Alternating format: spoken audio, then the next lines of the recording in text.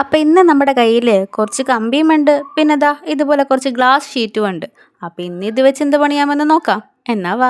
ആദ്യം തന്നെ ഇതുപോലെ ഏതെങ്കിലും ഒരു സ്പ്രേ ബോട്ടിലോ അല്ലെങ്കിൽ റൗണ്ട് ഷേപ്പ് വരുന്ന ഏതെങ്കിലും ഒരു കുപ്പി എടുത്ത് നമ്മുടെ കമ്പി അതിൻ്റെ മുകളിൽ വെച്ച് ഇതുപോലെ ഒന്ന് ചുറ്റി കൊടുക്കണം. കാരണം കറക്റ്റ് റൗണ്ട് ഷേപ്പ് കിട്ടാനാണ്. കണ്ടില്ലേ, ഇതുപോലെ കറക്റ്റ് റൗണ്ട് ഷേപ്പ് ആക്കിയെടുത്ത് നമ്മുടെ കമ്പിയുടെ മേളിൽ ചെറുതായിട്ടൊന്ന് വലിച്ച് ചെറുതായിട്ടൊന്ന് ബെൻഡ് ചെയ്തെടുത്ത് നമുക്കൊരു ലീഫിൻ്റെ ഷേപ്പ് ആക്കി എടുക്കാം.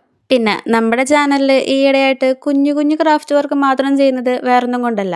എവിടെയോ കറങ്ങി നടന്ന ഒരു ചുമയുടെ വൈറസ് നമുക്ക് നല്ല അന്തസ്സായിട്ട് കിട്ടിയെന്നേ.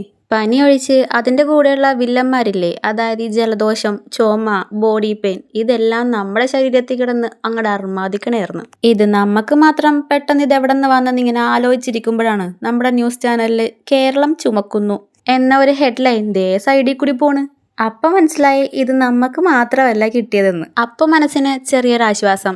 അതായത് ഇപ്പം നമ്മുടെ വീട്ടിൽ കറണ്ട് പോകുമ്പോൾ അപ്പുറത്തെ വീട്ടിലേക്ക് എത്തി നോക്കിയിട്ട് അവിടെയും കറണ്ട് ഇല്ല എന്നറിയുമ്പോൾ നമ്മുടെ മനസ്സിനൊരു ഫീലിംഗ് കിട്ടില്ലേ, ആ സെയിം എഫക്റ്റ് തന്നെയാണ്. വേറൊരാൾക്ക് അസുഖം വരുമ്പോൾ സന്തോഷിക്കാൻ പാടില്ലാത്തതാണ്. എന്നാലും നമ്മൾ ചുമക്കുമ്പോൾ കൂടെ നിന്ന് ചുമക്കാൻ ഒരാളും കൂടി ഉണ്ടെങ്കിൽ അത് നമുക്കൊരാശ്വാസമല്ലേ. അപ്പോൾ പറഞ്ഞു വന്നത് വേറൊന്നുമല്ല, ആ പണ്ടാറ വൈറസ് നമ്മുടെ മേത്തുനിന്ന് അങ്ങോട്ട് മാറാത്തത് കൊണ്ട് അധിക നേരം കുത്തിയിരുന്ന് ഹെവി വർക്കൊന്നും ചെയ്യാൻ പറ്റണില്ല.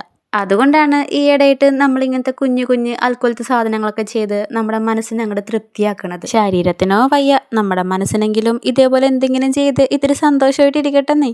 അങ്ങനെ വൈറസിന്റെയും ചുമയുടെയൊക്കെ കാര്യം പറഞ്ഞു കഴിഞ്ഞപ്പോഴേക്കും നമ്മുടെ ഐറ്റം ദാ ഇവിടെ റെഡി ആയിട്ടുണ്ട്. എന്തായാലും ഉള്ളത് കൊണ്ട് ഓണം പോലെ നമ്മുടെ സംഭവം ദേ കളറായിട്ടുണ്ട്. അപ്പോൾ ഇഷ്ടപ്പെട്ടെങ്കിൽ എന്തായാലും ഒന്ന് ട്രൈ ചെയ്ത് നോക്കിയേക്ക്. പിന്നെ ലൈക്ക് ചെയ്യാനും പിന്നെ നിങ്ങളുടെ അഭിപ്രായം എന്താണെന്ന് വെച്ചാൽ അത് കമൻറ്റ് ചെയ്യാനും പിന്നെ നമ്മുടെ ചാനലൊന്ന് ചെറുതായിട്ട് സബ്സ്ക്രൈബ് ചെയ്യാനും മറക്കണ്ട.